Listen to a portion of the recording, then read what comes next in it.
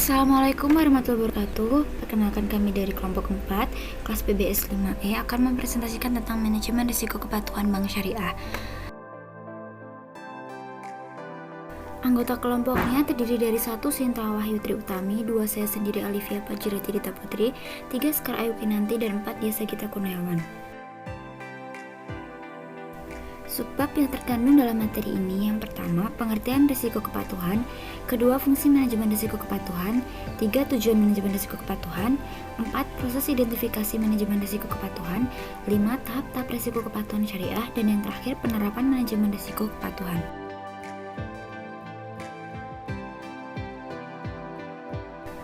Pengertian resiko kepatuhan. Resiko kepatuhan adalah resiko yang harus diterima oleh bank syariah karena tidak mematuhi dan tidak melaksanakan peraturan perundang-undangan, ketentuan-ketentuan, serta prinsip-prinsip syariah.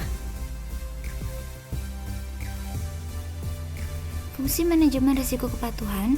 Yang pertama, mewujudkan terlaksananya budaya kepatuhan pada semua tingkatan organisasi dan kegiatan usaha bank. Yang kedua, mengelola risiko kepatuhan yang dihadapi oleh bank. Ketiga, memastikan agar kebijakan, ketentuan, sistem dan prosedur serta kegiatan usaha yang dilakukan oleh bank telah sesuai dengan ketentuan Bank Indonesia dan peraturan perundang-undangan yang berlaku, termasuk prinsip syariah bagi bank umum syariah dan unit usaha syariah. Yang keempat, memastikan kepatuhan bank terhadap komitmen yang dibuat oleh bank kepada Bank Indonesia dan atau otoritas pengawas lain yang berwenang. Tujuan manajemen risiko kepatuhan: memastikan bahwa proses manajemen risiko dapat meminimalkan kemungkinan dampak negatif dari perilaku bank syariah yang melanggar standar yang berlaku secara umum, ketentuan, dan atau peraturan perundang-undangan yang berlaku. Proses identifikasi manajemen risiko kepatuhan. Yang pertama, mereview kesesuaian aktivitas bisnis yang tercermin dalam akad atau kontrak dengan tujuan syariah. Yang kedua, mengidentifikasi adanya pelanggaran prinsip-prinsip syariah pada keseluruhan aktivitas bisnis perbankan Islam terkait ada tidaknya unsur riba, gharar, masyir, tadlis, pemaksaan, atau keharaman objek, komoditas, atau kontrak.